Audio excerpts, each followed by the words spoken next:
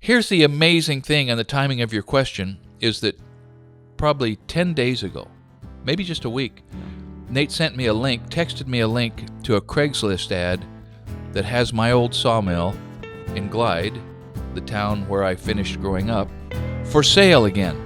And he said, "Is this it?" And I looked at the 14 pictures on the Craigslist ad. Sure enough, my sawmill's for sale.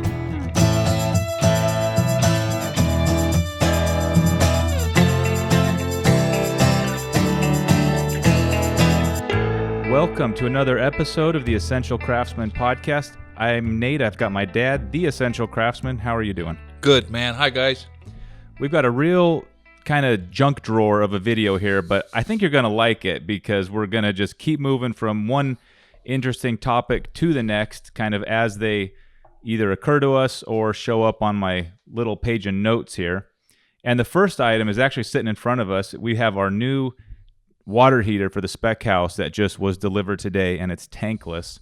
Have you ever installed a tankless or utilized one? I've never installed or utilized a tankless. This is a Rinnai, but my friend Phil Rokas, who you guys have seen, and you're going to see a lot more of Phil like soon, and his brother Mike, another good friend, a plumber, have been telling me about Rinnai on-demand gas water heaters for a long time, and I'm anxious to put one in. They gave us a good deal on this, and I spoke to the rep or the guy in the area, and we're going to have him on. He's obsessed with water heaters. It was hilarious. He was telling me how they were invented like in 1920s or 30s or something like that. Really? In other words, they've been around a long time, and at least in his mind, there's just no question that it's the superior way. And I've never taken a shower under one, so I don't know what it's like. I haven't either, but anything that makes good hot water is just fine with me. So we'll see how this works, right? Exactly. And the other item that is old that we just put our hands on is our garage door opener system, which you listeners, if you're listening to this kind of live, you probably haven't seen that yet, but that was also invented in the 20s. Did you know that? No, I had no idea. Really? It was basic. No.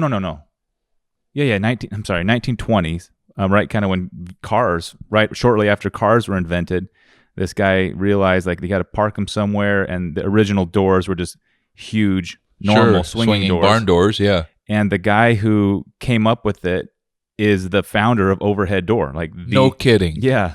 Because we put an overhead door in. Jeff Wickstrom's my local friend that's been doing that here for a long time. No kidding. He was the first. Yeah. Well, he developed and owned the patent on it for some extent of time, and that I'm sure it's been sold a lot of times since, but that company still very much intact, can trace its heritage back to the guy who invented it, the granddaddy of them all. And this is fresh because I'm working on this video, and there's some neat photos of his kind of little display garage door at the time. And I was just thinking how neat that must have been to see something that's never been done before. This gigantic door suspended up in the air. Mm-hmm. He also invented the electric opener like in 1926, so just a couple years later. So, man, there was a lot of stuff going on. I mean, think about, buildings were getting tall, and dams were getting big, and airplanes were beginning to play a role, and cannons were getting exponentially bigger, and. Yeah, it's pretty neat. All right, well, let's get into our list of questions and voicemail. This is going to be a little bit of a combo of voicemails and some questions that came in through comments over the last few months. Cool. Hi, Scott. Hi, Nate. It's Ray here from Southampton in the UK. I'm a latecomer to your channel, and I've been catching up on all the previous episodes, and I really enjoy it. Learned so much and put it into my job, which is a landscaping carpenter, not as a contractor. I work for our local authority. What I'd like to ask is, are you planning to build a deck on the spec house? And if so, what are your opinions against composite decking and wooden decking? Thanks very much for everything. I really do enjoy watching and enjoy all the good work you put into it. Thanks very much indeed. Okay. Thanks, Raymond. Good question. So my rule of thumb here, so when I got a contractor's license for the first time, 1978, 2008, probably just right after getting married here in Roseburg. It was easy. You walked in, you paid a little money, you filled out a form, you were a contractor. I had a set of nail bags and a pickup, and so I was qualified. And as soon as I built all of the decks for my friends and 1 or 2 carports, I was out of work because I didn't know how to market, and word of mouth, I couldn't wait long enough for that to happen because I was pretty weak as a contractor then. But since then, and moving back to Oregon, I built quite a few decks, probably a third of them out of wood, let's say 50% out of composite material and 20% suspended concrete decks. And Raymond, I know you didn't ask me this, but hands down, a suspended concrete deck, a stamped concrete deck, any kind of a decorative finish with a cable railing system is a premium deck for my money, but it is a lot of money. So that's sort of an aside. We'll talk about that later and probably do a video tour, a couple of the suspended decks I did. But if the choice is between wood, a natural building product, and composite, whether it's Trex or TimberTech or whatever the brand names are available in Europe, I always tell people the first criteria is how long are you going to own this thing? And if the answer is 5 years or less, put wood in, because wood can easily be kept nice for 5 years. And around here, and if it's a rot-resistant wood, a red cedar or a redwood, it can be kept really nice for 5 years and pretty nice for 10 years and functional for 15 or 20 if you clean it and oil it every single year. But the maintenance will devour you after about 5 years.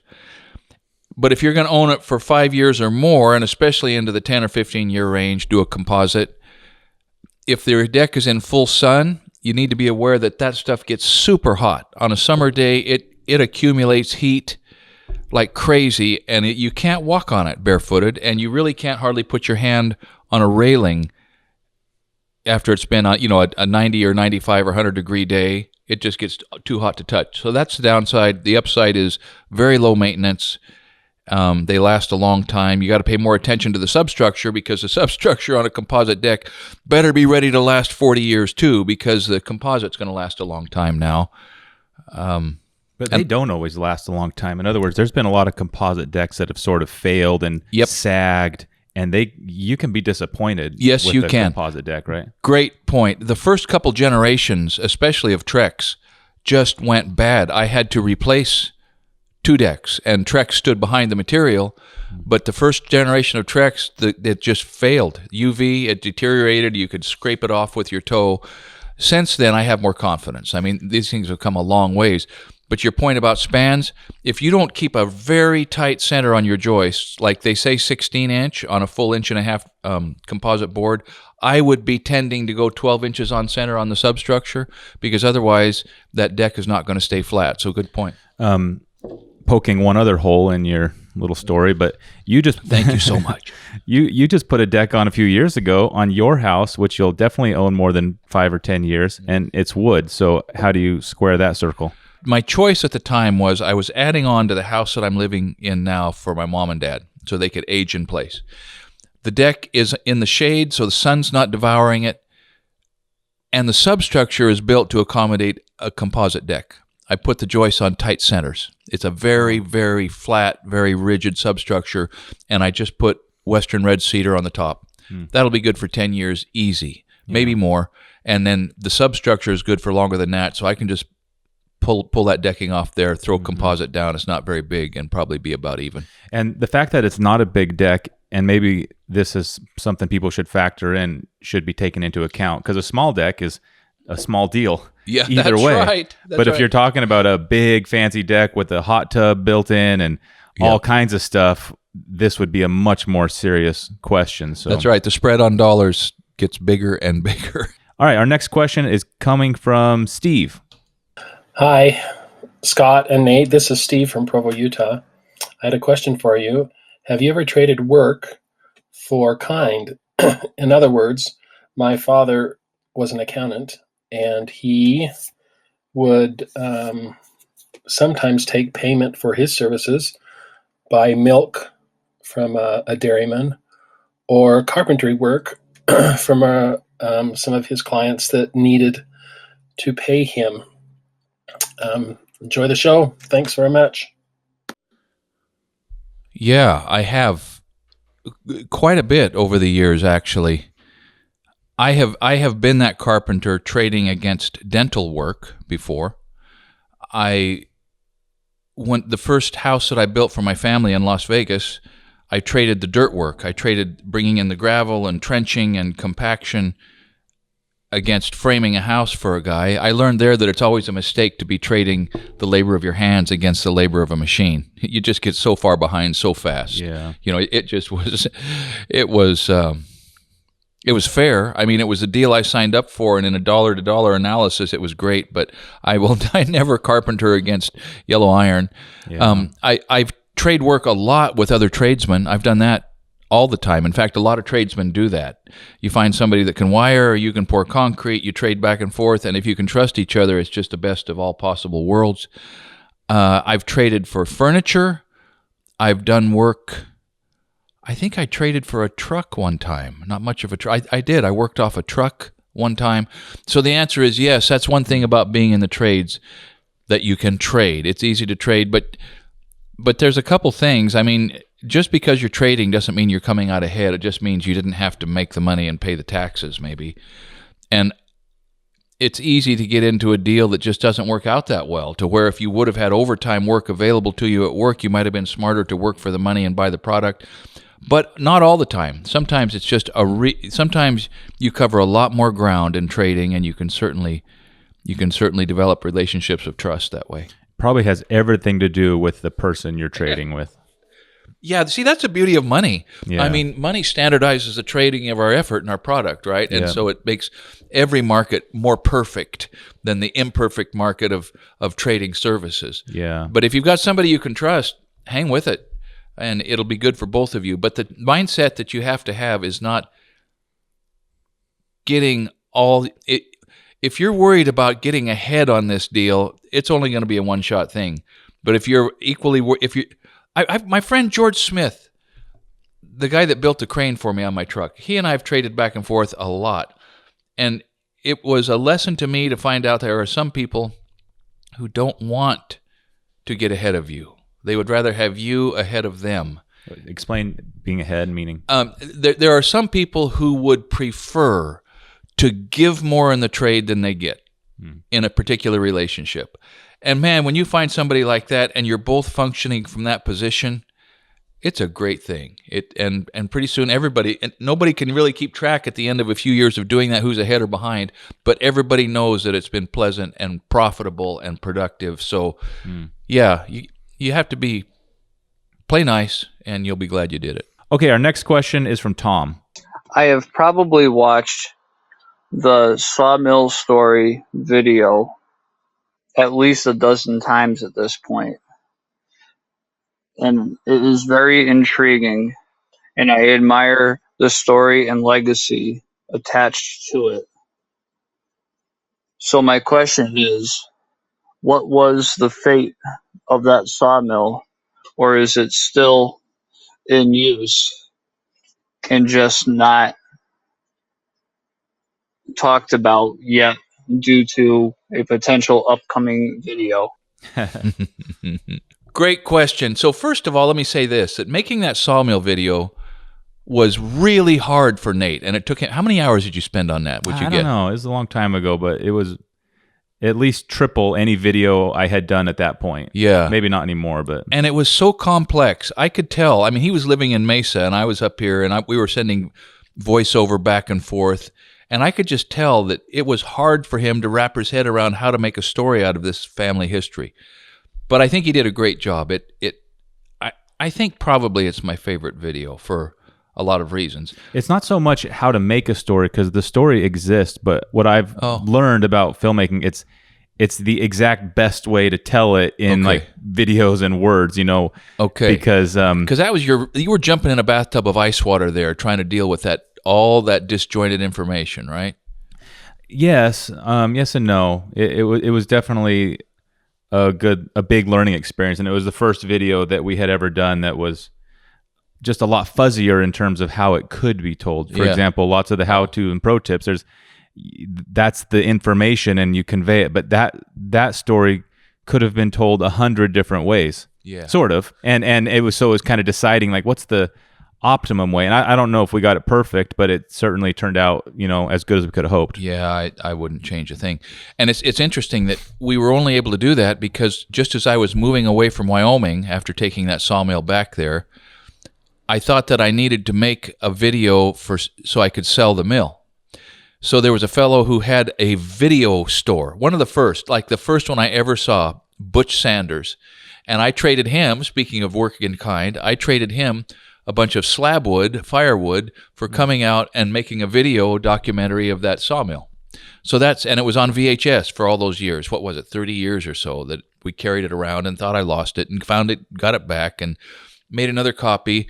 And so Nate was working off of VHS and you had to, I don't know how we got that into a digital format for you, but he was cutting apart a grainy old thing. So anyhow, that's not the question. Here's the amazing thing, and the timing of your question is that probably 10 days ago, maybe just a week, Nate texted me a link to a Craigslist ad that has my old sawmill in Glide, the town where I finished growing up, for sale again.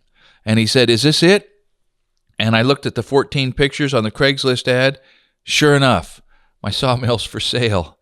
And it's set up nicely, and somebody's put a 350 on it. They took off the old 292, put a 350 on, ran it through a truck transmission. I assume it was a 4-speed truck transmission instead of the 3-on-the-tree transmission that I got out of the 1960 Nova, I think, if I remember right. So, yeah, the sawmill is... And he's sawing wood with it, the owner. There were photographs of him sawing wood and the list of the types of material he had cut. And there were pictures of it, and he has a box of new bits for the saw blade. Yeah. Either the saw blade's been changed out or he mismeasured. He says it's 49-inch. It's a 50-inch saw blade, and it looks like the same blade to me. But I'm going to go up there and visit with him and knock on his door and say, hey, I can probably answer some questions about this thing for you, and may take Nate with me to film it, or I may just take the GoPro. You going to buy it? I asked Cy the other day. I said, Cy, my sawmill's for sale. Should I buy it back? And he thought about it. Now, when you're talking to Cy, if you ask him a question, expect him to think about his answer. And there was probably 60 seconds of dead air. And he said, no, you got enough going on. Yeah. And he's right. I've got enough going on. But if I did buy it, here's what I would do. I would take the husk off. I would take the arbor off, and I would reconfigure the husk. That's what holds the mechanism, to put a bandsaw on there. I'd put about a 4 or 5-inch wide bandsaw, run it probably around 24-inch shivs. So decrease the sawdust, increase the efficiency, leave everything else the same. Probably put a hydraulic motor on the feedworks, maybe some hydraulic outriggers for raising it up so I'm not jacking it up and putting it on stumps, and cut and then I would put a little barking head in front of the saw, so there's a little set of knives knocking the dirt off the bark as it comes in, so you're cutting a clean line. No, I'm not even thinking about it, right? Yeah, obviously. Can you tell? It's probably safer with a bandsaw blade on there too, right? Much safer, much more efficient. Yeah. Better. All right, our next question is from Ben. He's from New Zealand. He wants to get into blacksmithing. He's wondering if he should get by with a railroad steel anvil or spend the $1,200 to buy a real one.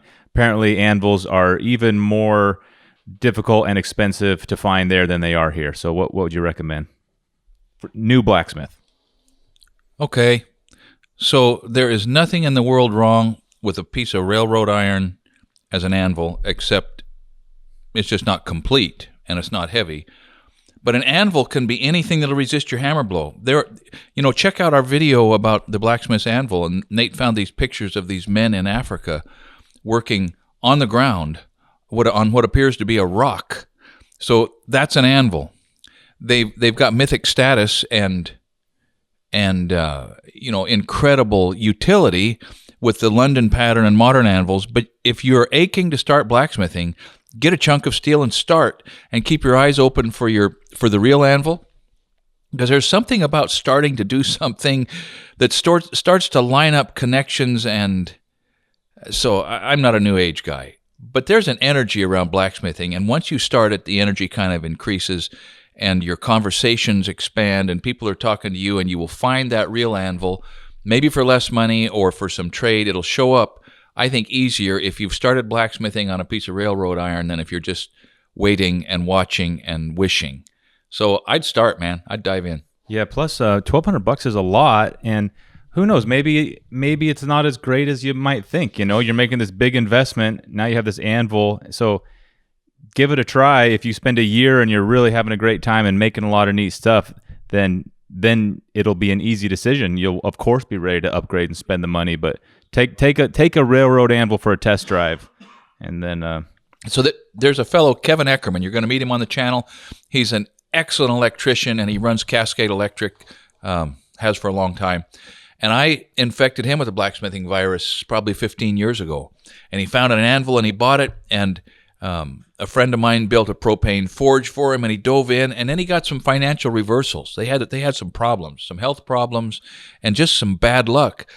Sold his anvil, got all his money back. Sold the forge, actually to Ken Jordan. And so he backed back out, got all his money back. And then the next time he was well again, he immersed himself deeper in his photography interest. And so it was worth a shot for Kev. He may come back to it someday. And Ben, you could do the same thing. So I would say start. Just get your hand on it and start. Yeah. It is kind of a neat thing about blacksmithing, how old that craft is and how many people have blacksmith without an anvil. Yeah.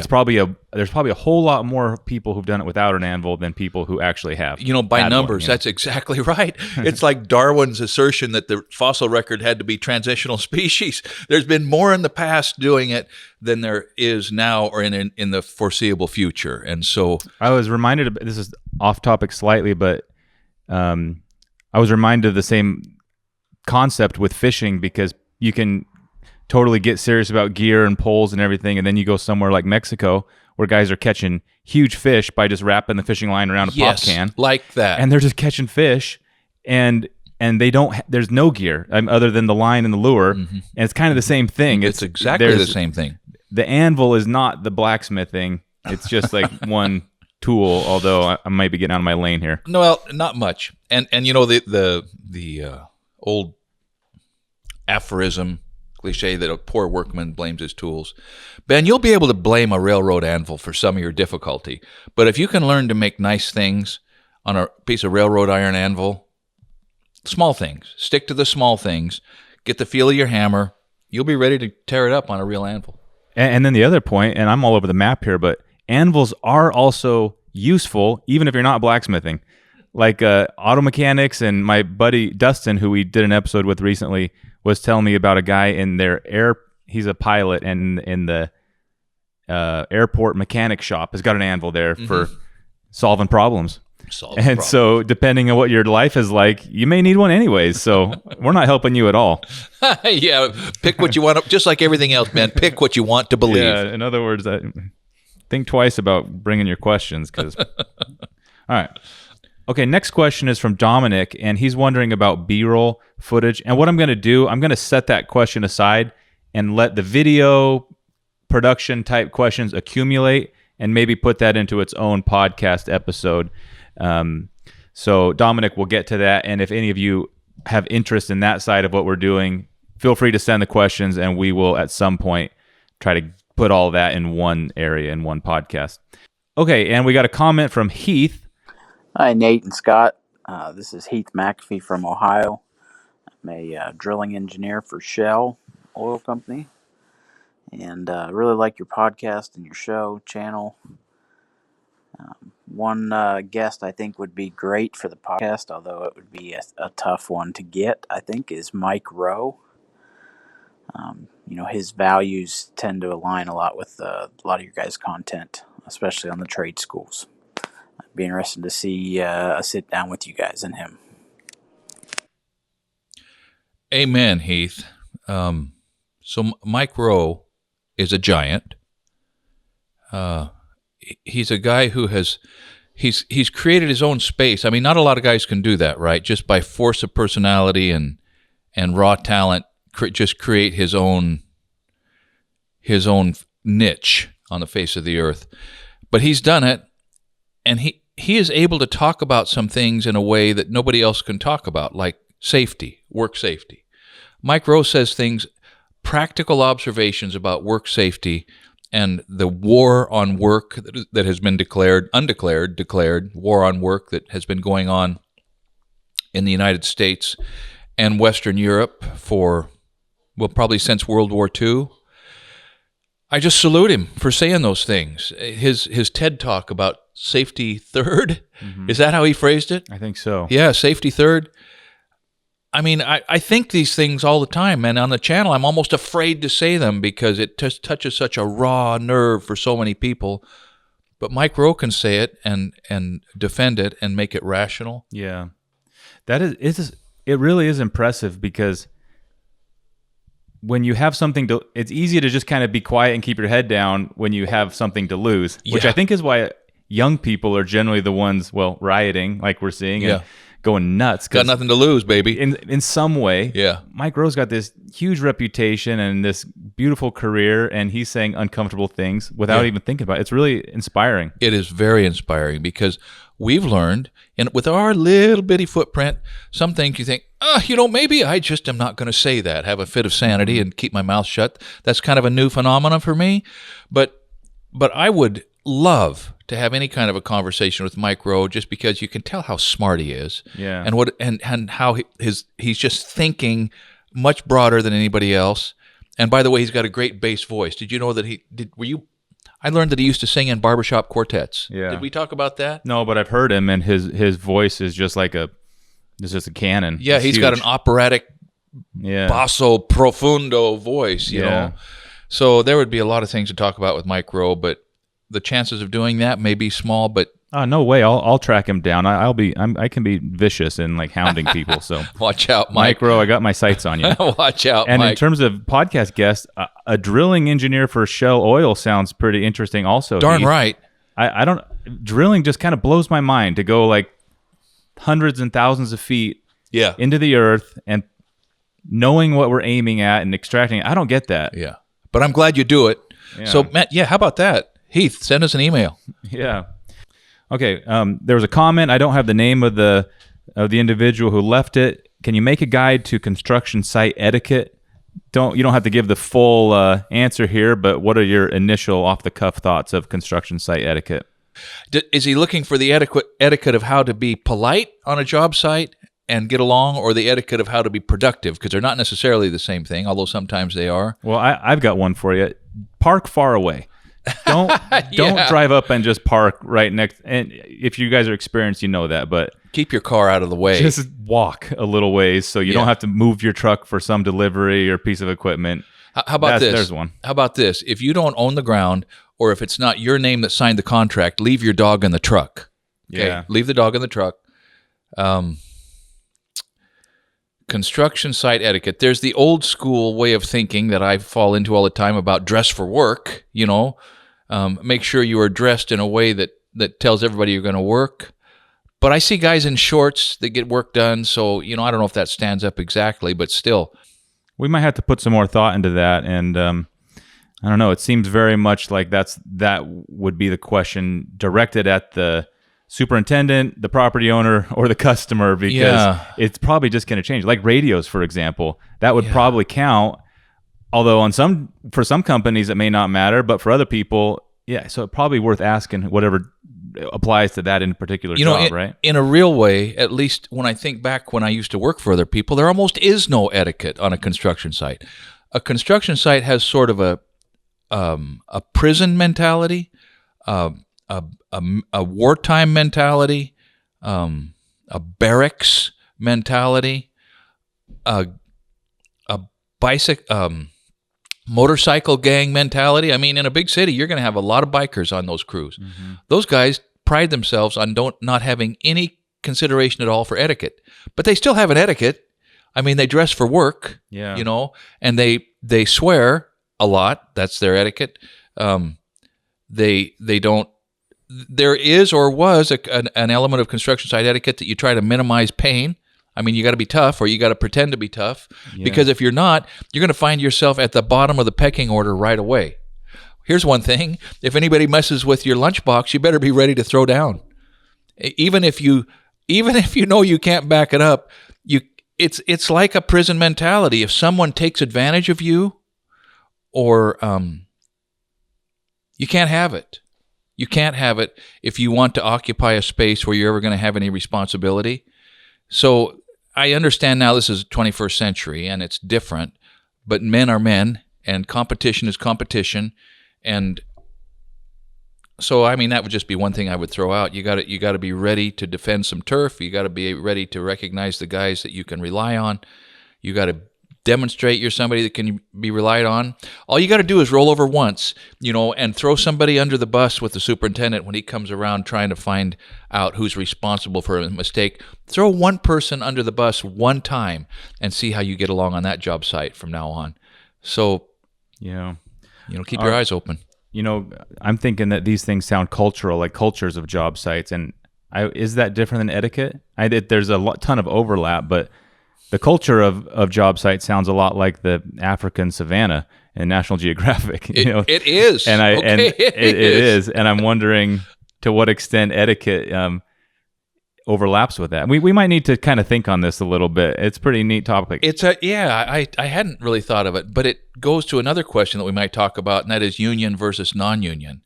And I can hear some union guys screaming right now that on a union job site, you don't have to worry about all this stuff. Mm-hmm. Well, actually, I've worked on union job sites, and there's still the jockeying for position. There's still the dirty tricks with lunch boxes. There's still the dominance thing that's always trying to be asserted between the guys, of similar stations. So it's not much different. Yeah. At least in my experience. Well, we appreciate everybody listening and chiming in and sending in these questions. We're still kind of experimenting with the best format to field these. And so if you send us a voicemail, we may read it, we may play it, but here's a tip. If the more concise and tight you can get your question through, the more likely it is to get past our editor and make it to the final cut. So keep that in mind. We listen to it either way, but we gotta keep people's attention. So let me just tell you, this guy's a brevity Nazi. Okay, if it's not brief, it's not making the cut. I'm Jack the Ripper. Yeah, I'm just slicing and dicing. Shorten it up. So thanks everybody for tuning in. As always, you can put comments on the second channel, and do us a favor if you don't mind. I still think only a fraction of a percent of our viewers of the Spec House series and of our regular content know this podcast exists. So if you don't mind, if you're ever watching one of our videos at your computer or somewhere where it's easy to leave a comment, and if you're enjoying the show, let those viewers in a comment know that the podcast is worth checking out as well. Thanks, and we will catch you next time. Thanks.